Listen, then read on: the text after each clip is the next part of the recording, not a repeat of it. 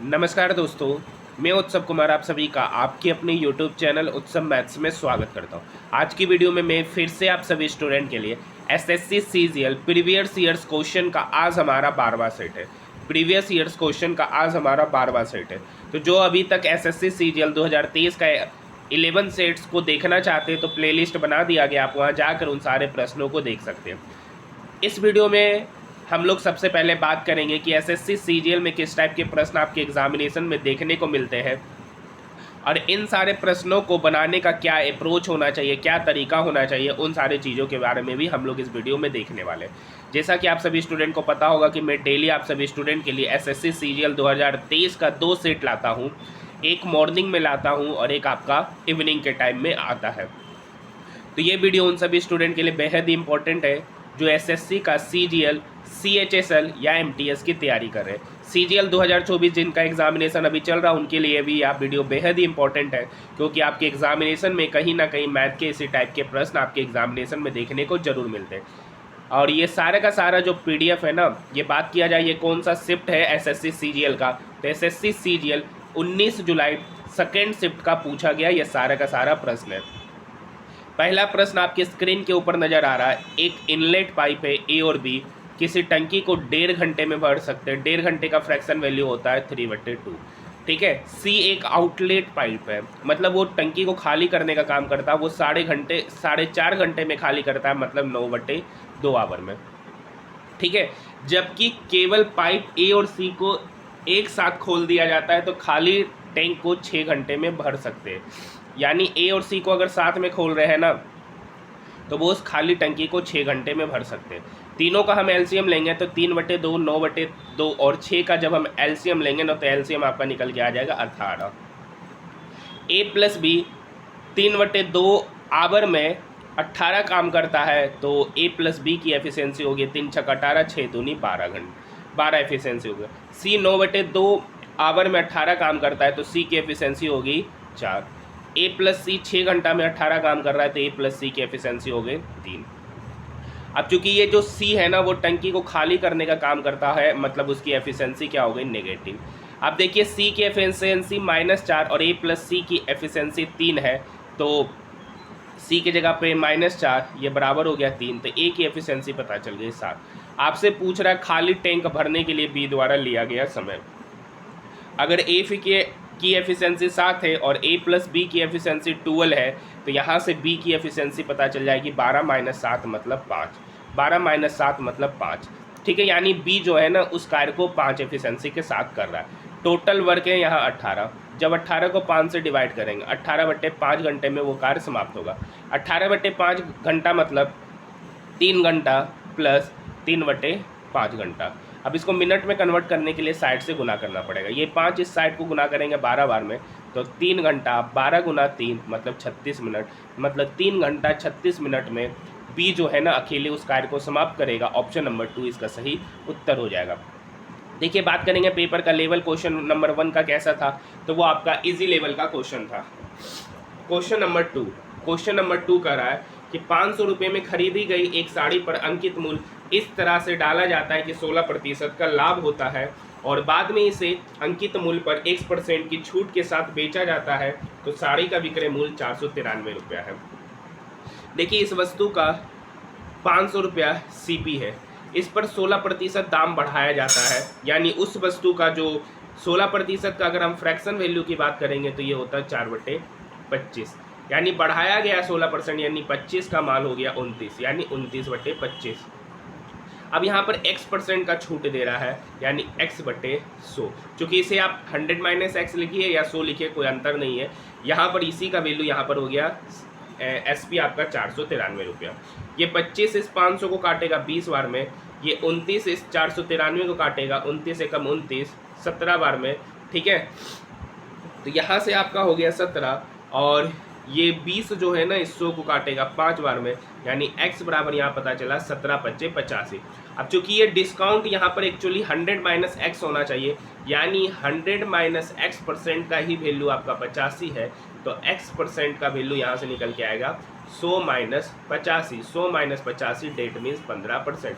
चूंकि यहाँ पे देखिए डिस्काउंट दे रहा है ना, तो चूंकि यहाँ पे लिखा होना चाहिए था 100 - x, लेकिन दो टर्म लिखने के बदले ही हमने डायरेक्टली वहाँ पे क्या लिखा था, x।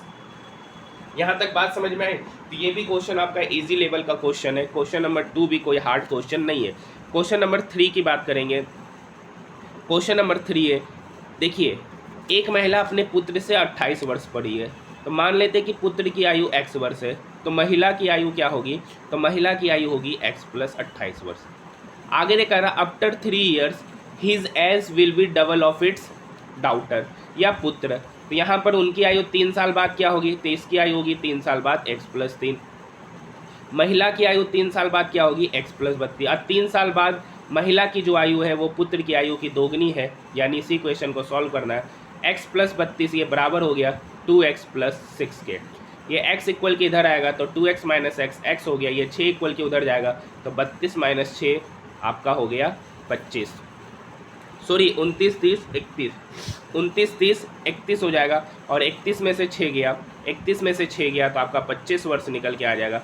25 वर्ष की बात करेंगे, ऑप्शन नंबर 2 इसका सही उत्तर होगा। ये भी आप क्वेश्चन देख सकते हैं कि ये भी बेहद ही आसान क्वेश्चन आपके एग्जामिनेशन सीजीएल में पूछा गया है। नेक्स्ट क्वेश्चन है, देखिए ये भी आसान क्वेश्चन है।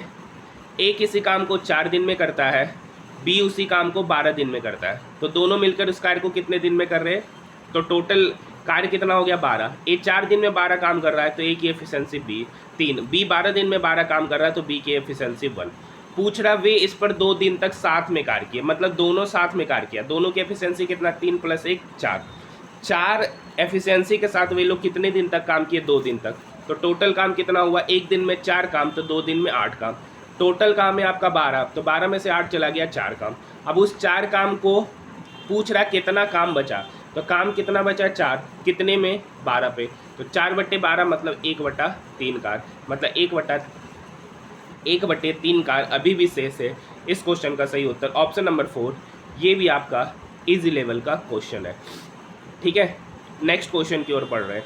नेक्स्ट क्वेश्चन आपका ग्राफ वाला क्वेश्चन है। निम्नांकित बार ग्राफ में एक श्रमिक द्वारा 1 वर्ष के 12 महीनों में अर्जित की गई मजदूरी को यहाँ दर्शाया गया। पूछ रहा है वर्ष के पहले 5 महीनों में श्रमिकों द्वारा प्राप्त औसत मजदूरी, वर्ष के पहले 5 महीना, मतलब इस 5 महीना का औसत मजदूरी निकालना है। 9500 + 9400 + 9600 + 8000 + 8500, इन सारे वैल्यू को ऐड करना है।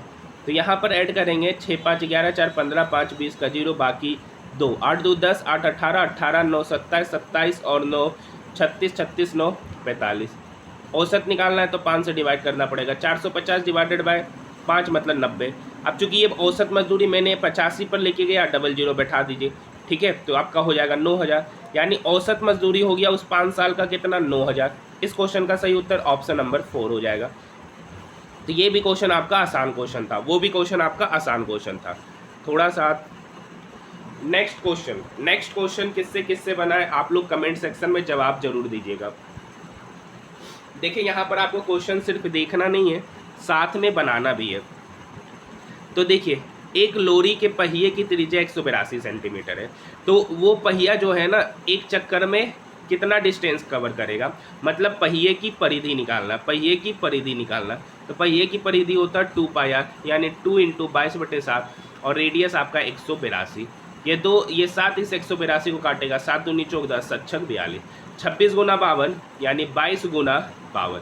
अब 22 को जब आप 52 से गुना कीजिएगा ना, तो जब 22 को आप 52 से गुना कीजिएगा तो 2 दूनी 4, लगभग आपका 1144 सेंटीमीटर दूरी निकल के आ जाएगा।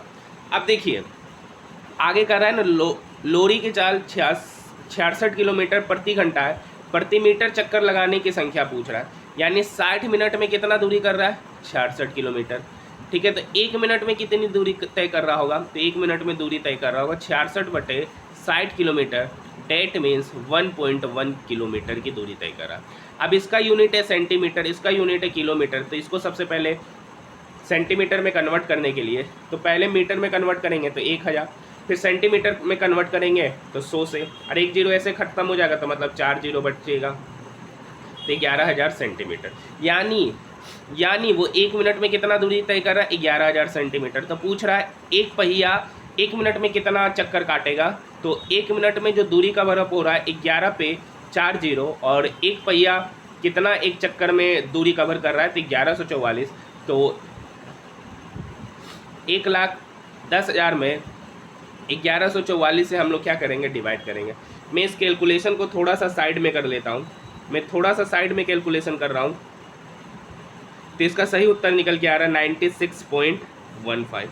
ठीक है, तो इसका ऑप्शन की बात करेंगे तो ऑप्शन लगभग पूछ रहा है, तो यहाँ लगभग में आंसर आपका 96 ही होगा, क्योंकि ये 96.15 चक्करों की संख्या पूछ रहा है, तो वो 96 चक्कर काट रहा है 1 मिनट में, जो इस क्वेश्चन का सही उत्तर ऑप्शन नंबर 4 हो जाएगा। किस किस से क्वेश्चन नंबर 6 बना, कमेंट सेक्शन में जवाब दीजिएगा। अब देखिए यहाँ पर दो वृत्त है, दो वृत्त एक दूसरे को पहा किसी बिंदु P पर स्पर्श कर रहे हैं। मतलब इस बिंदु पे दो वृत्त एक दूसरे को क्या कर रहा है, स्पर्श कर रहा है। इस पॉइंट का नाम दे रखा है P। ठीक है, आगे की कहानी क्या कर रहा है क्वेश्चन में, दो वृत्त एक दूसरे को बाह्य बिंदु P पर स्पर्श करते। AB जो है ना, AB इस दो वृत्त की दो स्पर्श रेखा है, अनुप्रस्थ रेखा है AB। ठीक है, डायरेक्ट कॉमन टेंजेंट है ये AB। पूछ रहा है A और B संपर्क बिंदु PAB के साथ, यानी इस दो पॉइंट को आपस में मिला दिया, इस दो पॉइंट को आपस में मिला दिया। तो यहाँ पे जो एंगल बनता है वो 90 डिग्री का एंगल बनता है, यहाँ पे जो एंगल बनता है वो 90 डिग्री का एंगल बन रहा है। यहाँ पे ट्रायंगल बन रहा है PAB, और यहाँ पर एंगल PAB का वैल्यू यहाँ 65 दे रखा है, ये एंगल 90 है, तो ये कितना होगा, ट्रायंगल के तीनों कोनों का सम 180 होता है, ये 90 है, 65 है, तो ये कितना हो जाएगा आपका 25 डिग्री हो जाएगा। 25 डिग्री यानी ऑप्शन नंबर 3 इस क्वेश्चन का सही उत्तर हो गया। यहाँ तक बात समझ में आई। आइए नेक्स्ट क्वेश्चन की ओर हम लोग बढ़ रहे हैं। नेक्स्ट क्वेश्चन, क्वेश्चन नंबर 8 पूछ रहा है इनमें से कौन सी संख्या 3 से विभाज्य नहीं है। तो 3 से डिविजिबिलिटी का नियम चेक कर लीजिए। 3 से डिविजिबिलिटी का नियम कहता है कि sum of its digit will be divisible by 3 then that number is also divisible by 3। यानी अगर उसके डिजिट का सम 3 से विभाज्य है तो वो नंबर भी 3 से विभाज्य होगा। तो 4 3 7 7 6 13 2 15 3 18। देखिए इसके डिजिट का सम आ गया 18, ये 18 3 से विभाज्य, हाँ तो ये नंबर भी 3 से विभाज्य होगा। यानी ये हो, यहाँ पे पूछ रहा कौन नहीं होगा, तो ये तो 3 से विभाज्य है। अब देखिए 7 2 9 8 4 12 3 15, तो 15 भी आपका 3 से डिवाइडेड, तो ये नंबर भी 3 से डिवाइड होगा। उसी तरीके से 4 3 7 7 14 1 15 6 21, इसके डिजिट का सम 21 3 से डिवाइड है, तो ये नंबर भी 3 से डिवाइड होगा। अब यहाँ देखते हैं 4 3 7 7 14 8 22 3 25, 25 3 से डिवाइड नहीं है, 25 3 से डिवाइड नहीं है, तो ये नंबर भी 3 से डिवाइड नहीं होगा। पूछ रहा है कौन 3 से डिवाइड नहीं है, तो ऑप्शन नंबर 4 इसका सही उत्तर हो जाएगा। ऑरली इस क्वेश्चन को आप लोग सॉल्व कर सकते थे। नेक्स्ट है क्वेश्चन नंबर 9। एक आदमी ने वार्षिक साधारण ब्याज की एक निश्चित दर पर 32,400 का ऋण लिया। ब्याज की दर उन वर्षों की संख्या का 1/4 है। मतलब ब्याज जो है ना, ब्याज मान लेते हैं कि अगर वर्ष x है ना, तो रेट ऑफ इंटरेस्ट x/4 है। जितनी अवधि के लिए ऋण लिया, यदि उसके ऋण अवधि के अंत में 11,664 रुपये का ब्याज देता है, यानी ब्याज 11,664 रुपये कितने पर, 32,400 रुपये पे। किस रेट ऑफ इंटरेस्ट से, तो x/4 रेट ऑफ इंटरेस्ट से। टाइम कितना दे रखा है, x, ठीक है, डिवाइडेड बाय 100। 00 से ये 00 क्या हो गया, कट गया। ये 4 इस 324 को काटेगा, 4 8 32, 4 एकम 4। ये अगर 9 से कटा और ये कटा, 9 एकम 9 2, 9 दूनी 18, ठीक है, 8 86, 9 9 81, 5 9 6 54। फिर ये 9 से कटेगा, तो ये 9 से कटा, 9 एकम 9 10 11 12, 9 चौक 36, 9 चौक 36, और यहाँ x गुना x मतलब x स्क्वायर का वैल्यू 144, तो यहाँ से x निकल के आ गया 12।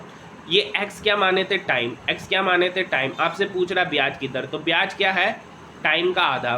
ब्याज जो है ना टाइम का आधा, मतलब 12 डिवाइडेड बाय, ब्याज जो है ना टाइम का 1/4 है, यानी 12 का 1/4 लेंगे तो 3%, यानी रेट ऑफ इंटरेस्ट यहाँ पर 3% है, और टाइम आपका 12 साल है। यहाँ तक बात समझ में आई। अगर यहाँ तक बात समझ में आया तो आइए हम लोग नेक्स्ट क्वेश्चन की ओर बढ़ते हैं। आज थोड़ा सा तबीयत वीक होने की वजह से हो सकता है कि इस वीडियो की क्वालिटी थोड़ी सी ख़राब हो जाए, क्योंकि सर्दी खांसी काफ़ी ज़्यादा हो चुका है। ठीक है, नेक्स्ट है क्वेश्चन नंबर 10। क्वेश्चन नंबर 10 कह रखा है कि 3y - 3/y का वैल्यू 5 हो गया। तो यहाँ से अगर हम 3 कॉमन ले लेंगे, तो 3 कॉमन लेंगे तो y - 1/y का वैल्यू हो गया 5, ठीक है। तो यहाँ से यहाँ से आपका y माइनस 1/y कितना हो गया 5/3, क्योंकि ये 3 इक्वल के उधर आके डिवाइड होगा। तो आपको निकालना y² प्लस 1/y²। अगर y माइनस 1/y के होता, अगर y माइनस 1/y के होता है तो y² प्लस 1/y² का जो वैल्यू होगा k² प्लस 2 होगा।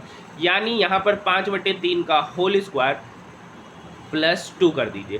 तो 5/3 का होल स्क्वायर मतलब 25/9 प्लस 2। तो एलसीएम लेंगे 25 प्लस 18, 25 प्लस 18 43, 43/9 इसका सही उत्तर हो जाएगा। ऑप्शन नंबर 4 इसका सही उत्तर होगा। देखिए ऑरली कैसे सोचते हैं, तो ऑरली सोचते हैं यहाँ से आपको पता चलता है कि y माइनस 1/y बराबर 5/3। जिनका देखिए मैथ का कैलकुलेशन फास्ट होगा, जो ऑरली सोच सकते हैं ना, तो वो बहुत सारे क्वेश्चन में अपना समय बचा सकते हैं। तो यहाँ से आपको एक तरीका पता चल रहा होगा कि y माइनस 1/y दे रखा है और y² प्लस 1/y² मतलब k² प्लस 2। तो यहाँ से आप डायरेक्टली आपको पता चल रहा था 25/9 प्लस 2। तो एलसीएम लेते तो आपका 43/9 आ जाता, ऑप्शन नंबर 4। ऑरली भी इस क्वेश्चन को सोच के जाया जा सकता है, विदाउट पेन ये क्वेश्चन बना जा सकता है। क्वेश्चन नंबर 11 पढ़िए। यहाँ पर क्या ऊपर में डाटा दे रखा है, यहाँ पे बोला नीले रंग की पोशाक 40% का प्रतिनिधित्व करने वाले त्रिज्यखंड का क्षेत्रफल, यानी ये जो ब्लू कलर का है ना, उसके त्रिज्यखंड का क्षेत्रफल डिग्री कोण में बताना, मतलब यहाँ पे कितने डिग्री का एंगल बन रहा है। तो ये बताइए कितना परसेंट है, 40%। ये 40% कितने परसेंट में, 100% में 40% है। तो एंगल कितना बन रहा है, टोटल एंगल बनता है 360। तो बस काट दीजिए 1 0 से 1 0, 1 0 से 1 0, 36 गुना 4 आपका होगा 144 डिग्री का एंगल। मतलब यहाँ पे जो एंगल बन रहा है वो आपको 144 डिग्री। ऑप्शन की बात करेंगे तो ऑप्शन नंबर 2 इसका सही उत्तर हो जाएगा। ये भी विदाउट पेन बनने वाला क्वेश्चन है और आसानी से क्वेश्चन बनने वाला है। देखिए आपको लास्ट में जब वीडियो का एंडिंग हो जाए तो आप इन सारे प्रश्नों का, आप मेरे बनाने से पहले वीडियो को पोज करके देखिए, और जब फाइनली क्वेश्चन सबमिट हो जाए, 25 क्वेश्चन हो जाए, तो आप कमेंट सेक्शन में जवाब जरूर दीजिए कि इस 25 क्वेश्चन में से आपके कितने प्रश्न सही हुए। और दूसरा मेन इंपॉर्टेंट बात, आपका जिस दिन भी एसएससी सीजीएल का एग्जामिनेशन है, उस एग्जामिनेशन के बाद जो मैंने आप सभी स्टूडेंट के लिए PYQ सीरीज़ लाया है, उस सीरीज़ से आपको कितना फ़ायदा मिला, आप वीडियो के कमेंट सेक्शन में या टेलीग्राम में आप मुझे मैसेज करके बता सकते हैं। इससे थोड़ा मुझे भी मोटिवेशन मिलेगा कि इस वीडियो से आप लोगों को फ़ायदा मिल रहा है कि नहीं मिल रहा है। नेक्स्ट क्वेश्चन है, इन ए ग्रुप, एक ग्रुप है जिसमें 32 स्टूडेंट है, ठीक है। In a group of 32 student the average weight was 18.5 kg। देखिए 32 स्टूडेंट का एवरेज वेट 18.5 kg है, तो इस 32 स्टूडेंट का टोटल वेट कितना हो जाएगा, 18.5 गुना 32। अब जब 4 स्टूडेंट छोड़ देते तब एवरेज वेट कितना हो जाता, 15.5। मतलब ये 15.5 एवरेज वेट है किसका, 4 स्टूडेंट छोड़ने के बाद। टोटल स्टूडेंट है 32, उसमें से 4 स्टूडेंट छोड़ दिया तो बचे कितना स्टूडेंट, 28 स्टूडेंट।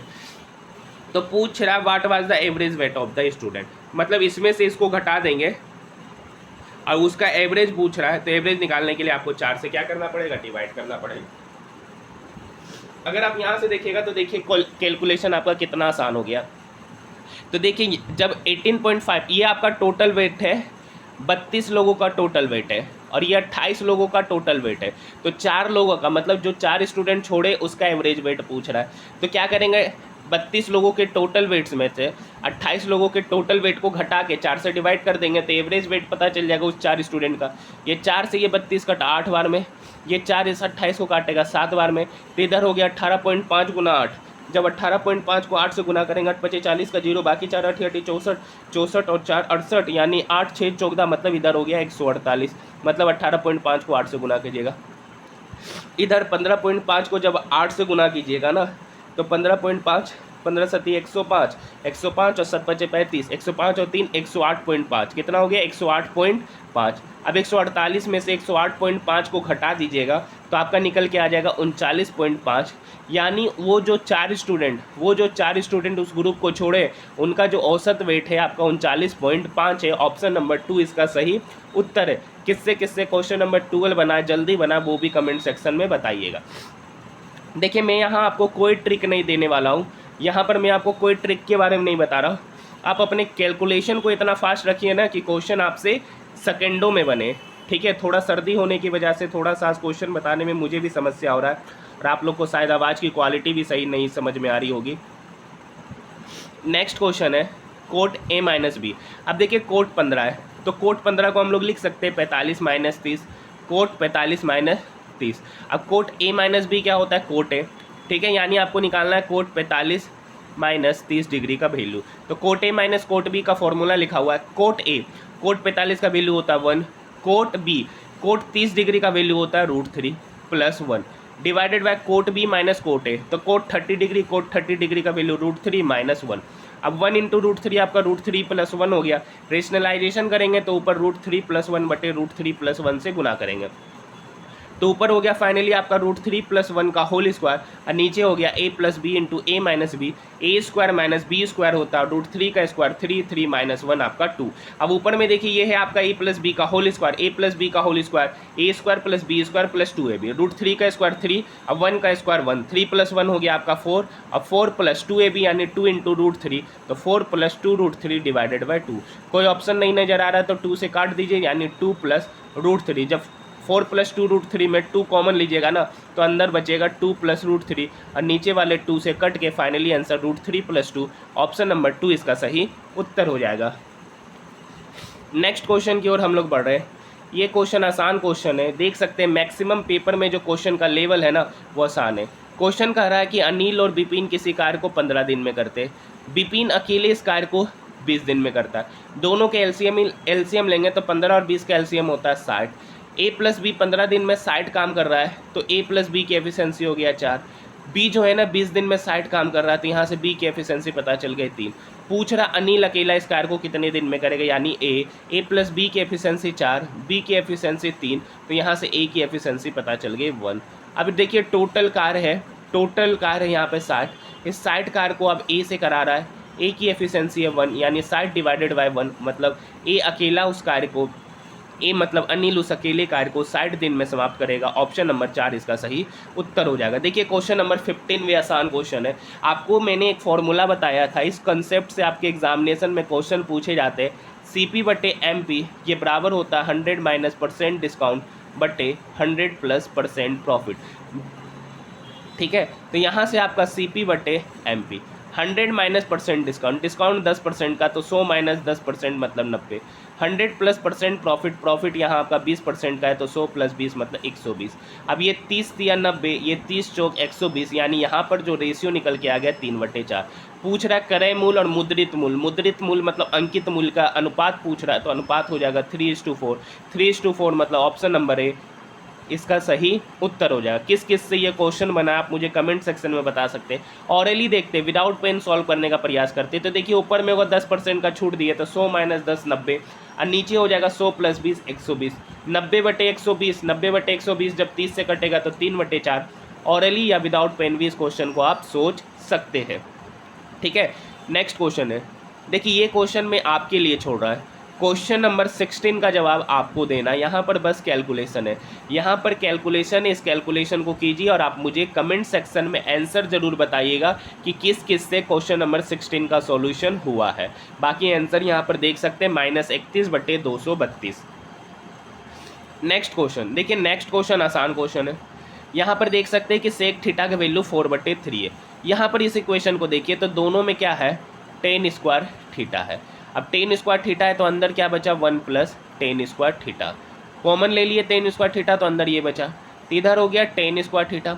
अब 1 + tan² थीटा क्या होता है, sec² थीटा, 1 + tan² थीटा क्या होता है, sec² थीटा, क्योंकि आपको एक फॉर्मूला पता होगा कि sec² theta minus tan² theta जो होता है 1 होता है, sec² theta minus tan² theta 1। अब देखिए यहाँ पर sec थीटा का वैल्यू 4/3 है, तो 4/3 का स्क्वायर करेंगे तो 16/9।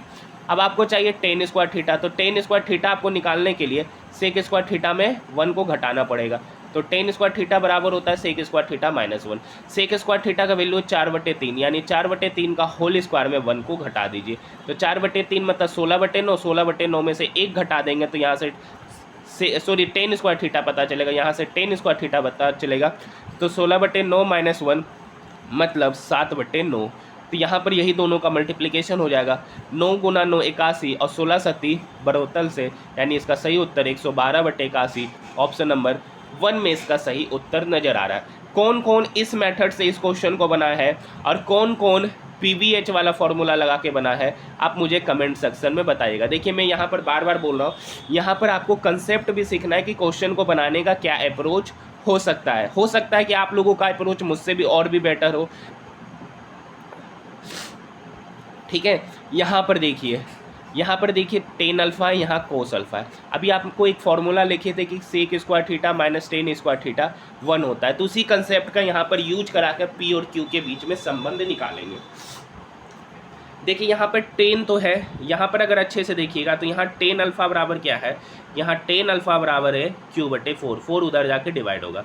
यहाँ पर देखिए कोस अल्फा है, तो ये कोस अल्फा 3 की तरफ जाएगा, तो यहाँ से पी बराबर हो गया 3 बटे कोस अल्फा, और 3 बटे कोस अल्फा को ही लिखते हैं 3 सेक अल्फा। अब आपको चाहिए सेक अल्फा, तो सेक अल्फा 3 जो है ना पी की तरफ चला जाएगा तो पी बटे 3।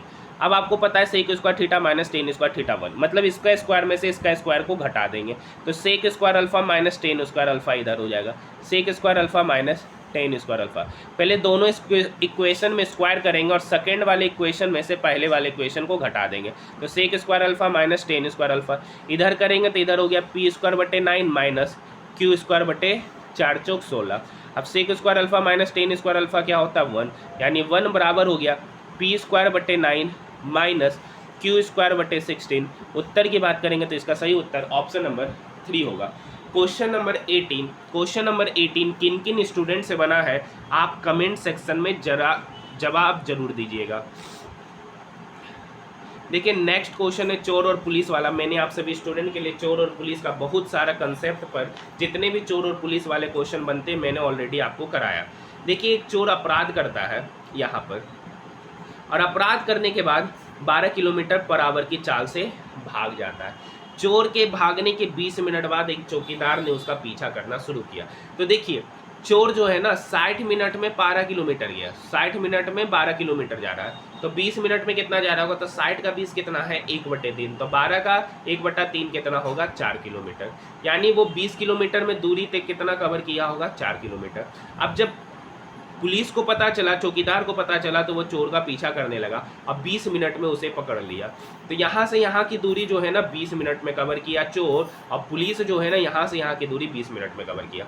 और चोर यहाँ से यहाँ की दूरी 20 मिनट में कितना कवर करेगा, तो 4 किलोमीटर, ठीक है। तो यहाँ से यहाँ की टोटल दूरी कितनी होगी 8 किलोमीटर, यहाँ से यहाँ की टोटल दूरी कितनी हो गई 8 किलोमीटर, ठीक है। क्योंकि चोर टोटल कितना डिस्टेंस कवर किया शुरू से लेके अंत तक जहां पर वो पकड़ा गया, तो 8 किलोमीटर।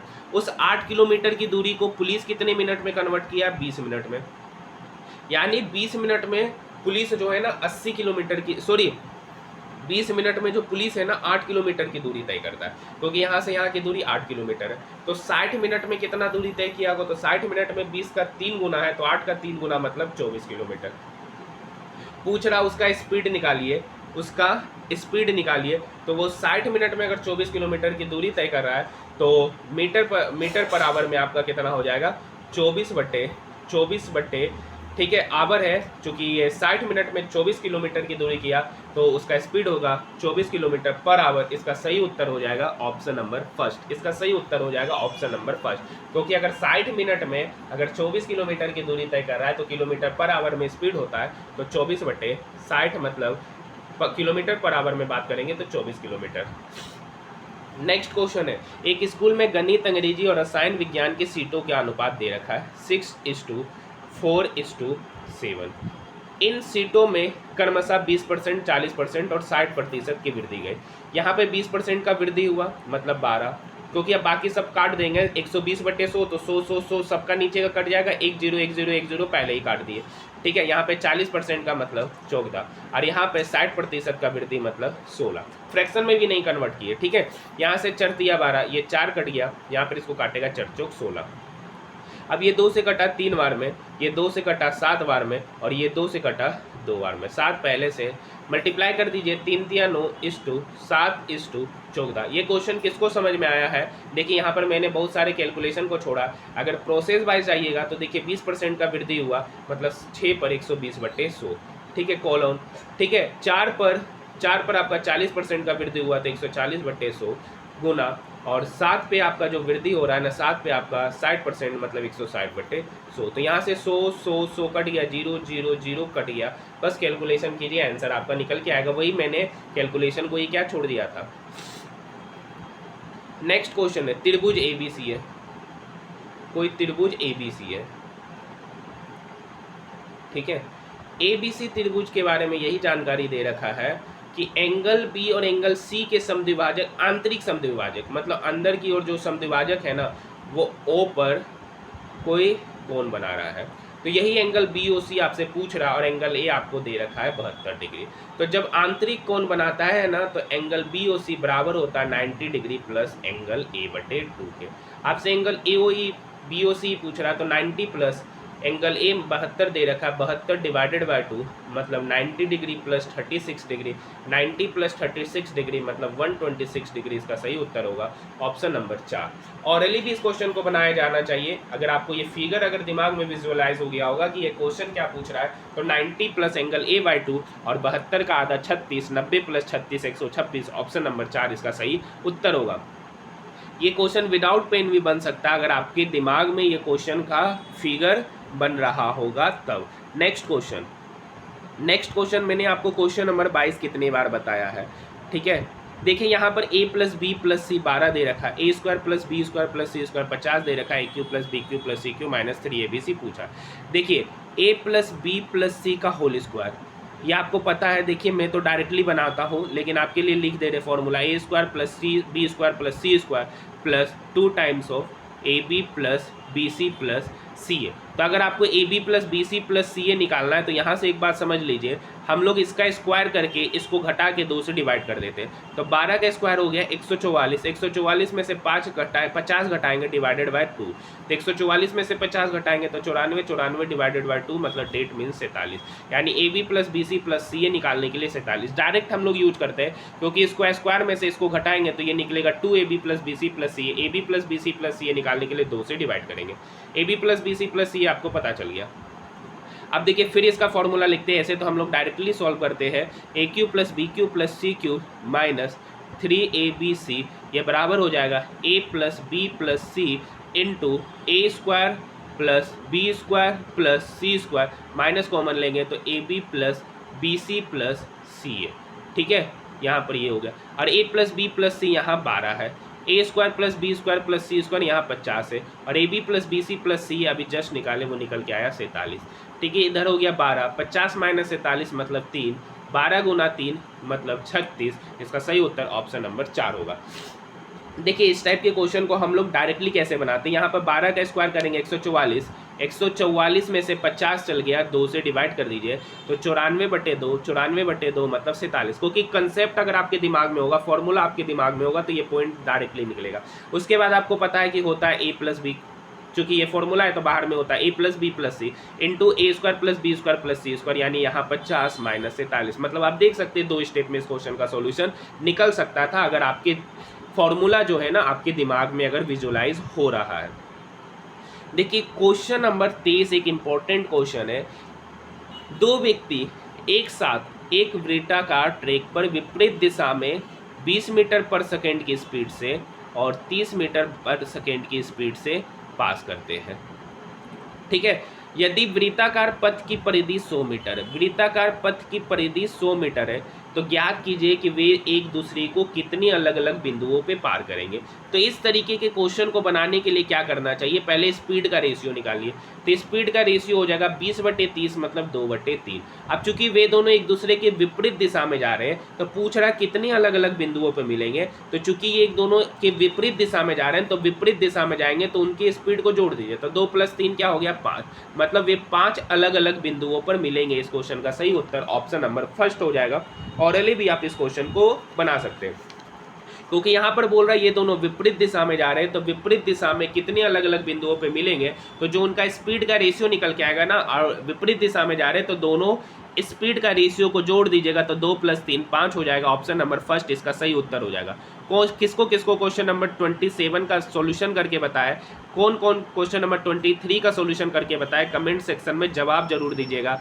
हमारा आज का नेक्स्ट क्वेश्चन है क्वेश्चन नंबर 24। देखिए यहाँ पर 80,000, 45,000। देखिए एक व्यक्ति की मासिक आय 80,000 और मासिक खर्च आपका 45,000 है, तो पहले 3 जीरो से 3 जीरो काट दिए।